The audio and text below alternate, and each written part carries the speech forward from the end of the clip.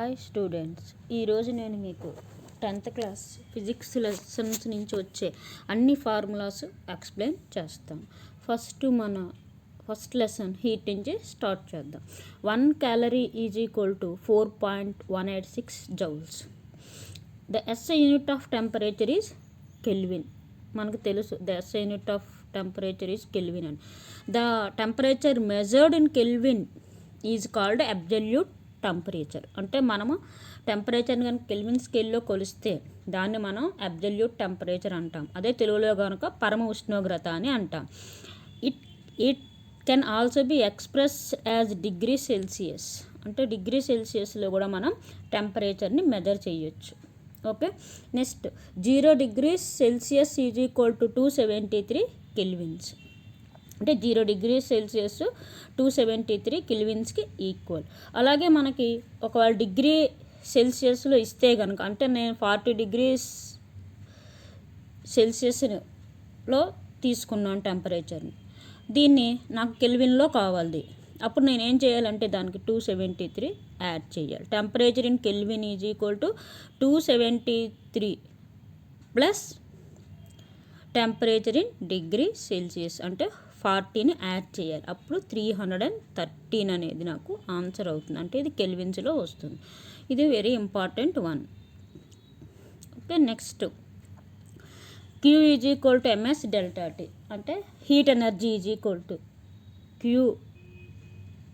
Is equal to MS delta T. ఇక్కడ M అంటే mass, S అంటే స్పెసిఫిక్ హీటు, డెల్టా T అంటే change in the temperature అంటే విశిష్టోష్ణం S అనేది. అప్పుడు విశిష్టోష్ణం అంటే specific heat S is equal to Q/M delta T కింద అది మారుతుంది. ఇప్పుడు దీనికి స్పెసిఫిక్ హీట్కి అంటే విశిష్టోష్ణానికి CGS యూనిట్స్ చూద్దాం. CGS యూనిట్స్, Qకి CGS యూనిట్స్ ఏంటి? క్యాలరీస్. మనకు ఆల్రెడీ తెలుసు కాబట్టి క్యాలరీస్. ఇక్కడ బై రాసుకుంటాం. మాస్కి CGS యూనిట్స్ ఏంటి? గ్రామ్స్. అలాగే టెంపరేచర్ CGS యూనిట్స్ ఏంటి? Degrees Celsius. సో టోటల్గా మనకి ఏమొస్తుంది? ఈ యూనిట్స్ అనేది calorie by gram degree Celsius అనేది CGS units of specific heat అవుతుంది. Next SI units of specific heat. అలాగే ఇక్కడ మనం హీట్ ఎనర్జీకి SI యూనిట్స్ ఏంటి? జౌల్స్. అదే మాస్కి SI యూనిట్స్ ఏంటి? KG.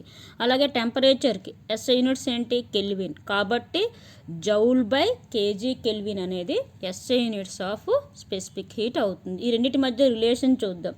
1 calorie by gram degree Celsius is equal to 1 kilocalorie by KG kelvin. So అది is equal to 4.186 into 10⁻³ joule by KG kelvin. ఇది కన్వర్షన్. ఓకే, నెక్స్ట్ ఫార్ములా చూసుకుంటే కనుక temperature of a mixture is equal to M1 T1 plus M2 T2 by M1 plus M2. ఇక్కడ M1 M2 అనేవి masses అంటే ద్రవ్యరాశులు of the samples. మనం తీసుకున్న samples యొక్క ద్రవ్యరాశులు M1 M2 అనేవి. నెక్స్ట్ T1 T2 అనేవి టెంపరేచర్ ఆఫ్ ద మాసెస్. మనం తీసుకున్న వాటి ఉష్ణోగ్రతలు. M1 ఉష్ణోగ్రత T1, M2 ఉష్ణోగ్రత T2 అండ్ T అనేది టెంపరేచర్ ఆఫ్ ద మిక్సర్. ఇలాగా ఈ ఫార్ములా చాలా ఇంపార్టెంట్. అలాగే specific heat of a solid, మనం దీనికి ఒక ఎక్స్పెరిమెంట్ ఉంది, అది చేసాం. అది చేసినప్పుడు మనం ఉపయోగించవలసిన ఫార్ములా ఏంటంటే M1 SC/, plus M2 minus M1 into SW and again into T3 minus T1 by M3 minus M2 into T2 minus T3.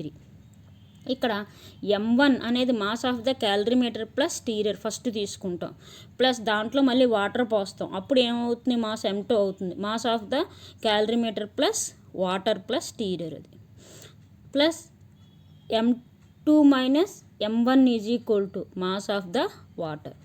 M2లోంచి M1 తీస్తే మాస్ ఆఫ్ ద వాటర్ మనకు వస్తుంది. T1 is the temperature of the water, T2 is the temperature of the solid, T3 is the final temperature of the mixture. రెండింటిది మొత్తం అన్నీ కలిపాక వచ్చే temperature T3. అలాగే M3 is a mass of the calorimeter plus water plus solid M3 అనేది. So M3 minus M2 ఏమవుతుంది, mass of the solid వస్తుంది. So SL అనేది specific heat of the solid, SW అనేది specific heat of the water, SC అనేది specific heat of the calorimeter. ఇందులో కూడా మనకి formula అడగచ్చు, లేకపోతే అందులో టర్మ్స్ కూడా అడగడానికి మనకి అవకాశం అనేది ఉంది. ఒకసారి చూడండి. The next formula, the latent heat of vaporization L is equal to Q/M. Latent heat of vaporization అంటే బాష్పీభవన గుప్తోష్ణం తెలుగులో. Q/M అంటే క్యూకి ఆల్రెడీ సిజిఎస్ యూనిట్స్ ఏంటి, క్యాలరీ, మాస్కి gram, so calorie by gram. అలాగే SI యూనిట్స్ క్యూకి జే కదా, జౌల్ బై కేజీ, ఎంకి KG, so joule by KG. దీని వాల్యూ 540 క్యాలరీస్ బై గ్రామ్స్. ఇది సిజిఎస్ యూనిట్స్లో ఇచ్చాడు. నెక్స్ట్ చూసుకుంటే లాటెంట్ హీట్ ఆఫ్ ఫ్యూజన్, దీన్ని ద్రవీభవన గుప్తోష్ణం అని అంటాం. Is equal to Q/M. Same formula. The value of latent heat of fusion is 80 calorie by grams. Units కూడా లాటెంట్ హీట్ ఆఫ్ ఫ్యూజన్కి, లాటెంట్ హీట్ ఆఫ్ వేపరైజేషన్కి సేమ్ యూనిట్సే ఉంటాయి. యూనిట్స్ కూడా మనం చాలా బాగా నేర్చుకోవాలి, ప్లస్ గుర్తుపెట్టుకోవాలి. నెక్స్ట్ అబ్సల్యూట్ రిఫ్రాక్టివ్ ఇండెక్స్కి ఫార్ములా ఏంటంటే speed of the light in vacuum by speed of the light in medium అని మనం ఏమంటాం, అబ్సల్యూట్ రిఫ్రాక్టివ్ ఇండెక్స్. ఎంతో డినోట్ చేస్తాం, N is equal to new అంటాం యాక్చువల్గా దీన్ని, new is equal to C/V. అలాగే relative refractive index new 2/1 is equal to speed of the light in medium by speed of the light in medium 1 by speed of the light in medium 2. Speeds అయితే medium 1/2 తీసుకుంటాం. అదే refractive indexes అయితే medium 2 by medium 1 తీసుకుంటాం. ఇది మనం గుర్తుపెట్టుకోవాలి. అలాగే refractive ఇండెక్సెస్కి మనకి యూనిట్స్ అనేవి ఉండవు, ఎందుకంటే రేషియో కాబట్టి, అది కూడా గుర్తుపెట్టుకోవాలి. రిలేటివ్ రిఫ్రాక్టివ్ ఇండెక్స్కి యూనిట్స్ ఉండవు, రిఫ్రాక్టివ్ ఇండెక్సెస్ కూడా యూనిట్స్ అనేవి ఉండవు.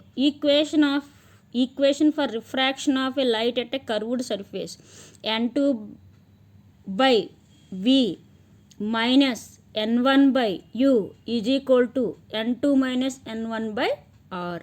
ఇక్కడ U అనేది ఆబ్జెక్ట్ డిస్టెన్స్, V అనేది image distance, N1 refractive index of the first medium, N2 refractive index of the second medium, R అనేది రేడియస్ ఆఫ్ ద కర్వేచర్.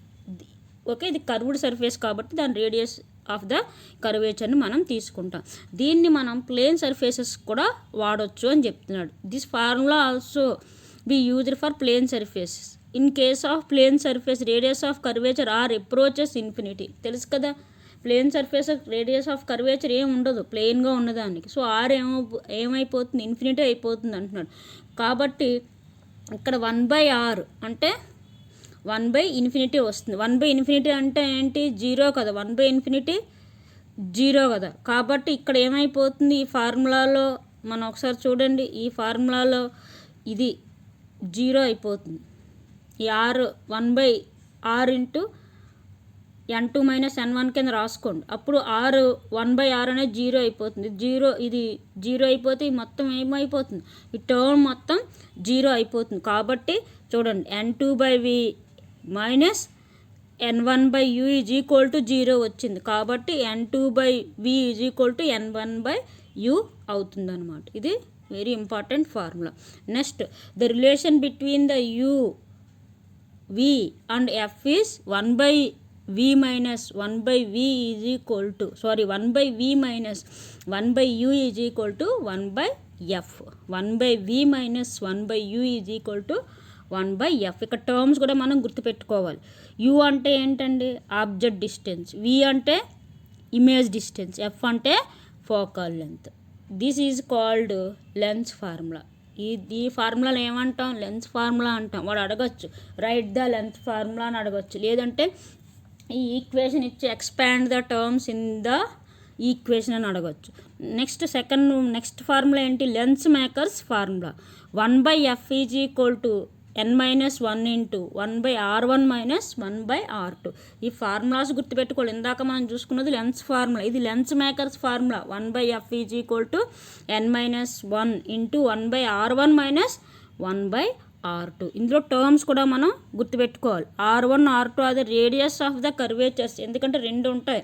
ఇది first surface, ఇది radius of the curvature. r2 అనేది radius of the curvature of the second plane. Next ఇక్కడ n అనేది ఏంటి, refractive index. n అనేది refractive index and f is the focal length. ఇప్పుడు f అనేది focal length. ఇలాగా మనకి ఈక్వేషన్ ఇచ్చి టర్మ్స్ ఎక్స్పాండ్ చేయమనచ్చు, లేకపోతే ఈక్వేషన్ రాసి టర్మ్స్ కూడా రాయండి అనేది కూడా మనం అడగచ్చు. ఇవి 1 మార్క్లో అడగడానికి ఛాన్స్ ఉంది, 2 మార్క్స్లోను మల్టిపుల్ చాయిస్లో మ్యాచింగ్లో ఎలా అన్నా వాడు అడగడానికి మనకి అవకాశం ఉంది. ఓకే, నెక్స్ట్ చూద్దాం.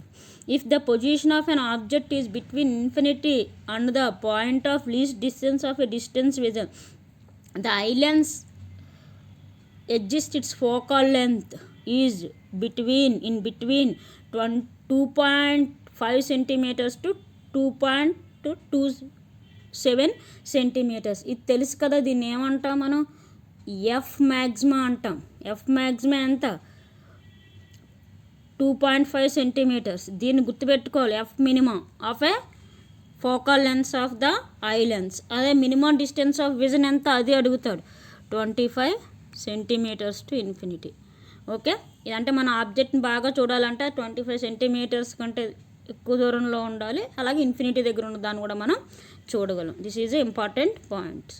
ఓకే, నెక్స్ట్ వన్ చూడండి, పవర్ ఆఫ్ ఏ లెన్స్. ఇది ఇంపార్టెంట్. పవర్ ఆఫ్ ఏ లెన్స్ని మనం ఎలా కాలిక్యులేట్ చేస్తాం అనేది. The degree of convergence or a divergence of a light ray that can be achieved by a lens is expressed in terms of its power. అంటే అది ఎంత ఎక్కువ కన్వర్జ్ చేయగలుగుతున్నది, లేదంటే ఎంత ఎక్కువ డైవర్జ్ చేయగలుగుతుంది, అంటే ఎంత చిన్న ఇమేజ్ ఫామ్ చేయగలుగుతున్నదా, లేదంటే ఎంత పెద్ద ఇమేజ్ ఫామ్ చేయగలుగుతున్నది ఒక లెన్స్ అనేది, దాన్ని పవర్ ఆఫ్ ఏ లెన్స్ అని అంటాం. The reciprocal of the focal length is called power of a lens. అంటే రెసిప్రోకల్ ఆఫ్ ఎ ఫోకల్ లెంత్ని మనం పవర్ ఆఫ్ ద లెన్స్ అంటాం. Let L be the focal length of the lens అయితే కనుక power of the lens అనేది P is equal to, పీతో denote చేస్తాం. P is equal to 1/f in metres. 1/f అని ఉంటే ఇది మీటర్స్ కింద లెక్క అనమాట. అలా కాకుండా P ఈజ్ ఈక్వల్ టు, దాని సెంటీమీటర్లో కావాలంటే 100/f చెయ్యాలి, అప్పుడు ఇన్ సెంటీమీటర్స్లో వస్తుంది. The unit of power is dioptre. ఇది డైపోర్ట్, ఇది important. The unit of power is dioptre. Next it is denoted by the letter D. Power అనేది మనం డీతో డినోట్ చేస్తాం. మనం ఈ లెన్సెస్ వాళ్ళ దగ్గరికి వెళ్తాం కదా కళ్ళజోడు వేయించుకోవడానికి, అప్పుడు వాళ్ళు ఇచ్చేది ఈ పవర్ డి అనేదే ఇస్తారు.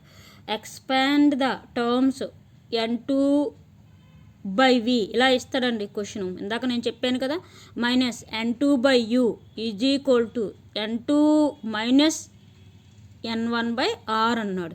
ఇక్కడ ఇది ఏంటి, lens makers formula, the formula for a curved lens. So refractive index of the first medium n1 అనేది, n2 అనేది refractive index of the second medium, u అనేది ఆబ్జెక్ట్ డిస్టెన్స్, v అనేది ఇమేజ్ డిస్టెన్స్. చూడండి, ఇందాక ఈ ఫార్ములా మనం already చెప్పుకున్నాం. ఇదే equation of refraction of light at ఏ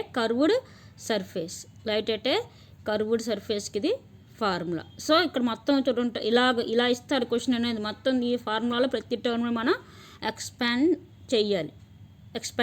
అలాగే expand the terms in 1/f is equal to n-1 into 1/r1 minus 1/r2. ఇదే లెన్స్ మేకర్స్ ఫార్ములా కదా. ఇక్కడ f అనేది focal length of the lens, n absolute refractive index, r1 radius of the curvature of the first surface, r2 radius of curvature of the second surface. Next చూడండి, we know that the relation between the speed of the wave length and the frequency f is v is equal to f into lambda, లేదంటే fని మనం మ్యూతో కూడా denote చేస్తాం. So v is equal to mu lambda అని అంటాం. Next అలాగే ఇది ప్రిజమ్కి ఫార్ములా. ప్రిజంలో D ఈజ్ ఈక్వల్ టు గుర్తుపెట్టుకోవాలి అంటే minimum deviation D is equal to D1 plus D2 D is equal to I1 plus I2 minus A plus D is equal to I1 plus I2. This is the relation between the angle of incident. దీన్ని ఐని angle of incident అంటాం and I2ని angle of emergent అంటాం. ఇక్కడ angle of deviation. D అంటే angle of deviation and A అంటే angle of prism. ఇలా ఈ equation ఇచ్చి కూడా అందులో టర్మ్స్ని మనకి అడగచ్చు. అలాగే ఎక్స్పాండ్ ద టర్మ్స్ని విబ్జేయర్ అని అడిగాడు. V అంటే వైలెట్, I అంటే ఇండిగో, B అంటే బ్లూ, G అంటే గ్రీన్, Y అంటే ఎల్లో, O అంటే ఆరెంజ్, R అంటే red. The phenomenon involves in formation of VIBGYOR is dispersion of the light. Dispersion of the light వల్ల వైట్ లైట్ అనేది ఈ 7 colours కింద విడిపోయి రెయిన్బోని ఫామ్ చేస్తుంది. ఇక్కడ చూడండి డిఫరెంట్ టైప్స్ ఆఫ్ లెన్సెస్ ఇవి ఇచ్చి what type of lens it is అని కూడా అడగడానికి ఛాన్సెస్ ఉంది. మనం టెక్స్ట్ బుక్లో ఏది మిస్ చేయడానికి అవకాశం లేదు. దీన్ని చూడండి తెలుగులో ద్వికుంభాకార కటకం అంటారు, ఇంగ్లీష్లో అయితే బైకాన్వెక్స్. ఇవి బైకాన్వెక్స్ లెన్స్. ఇందులో ద్విపుటాకార కటకం అదే ఇంగ్లీష్లో అయితే కాన్కేవ్. నెక్స్ట్ సమతల కుంభాకార కటకం ఇది ప్లేన్ కాన్వెక్స్, ప్లేనో కాన్వెక్స్.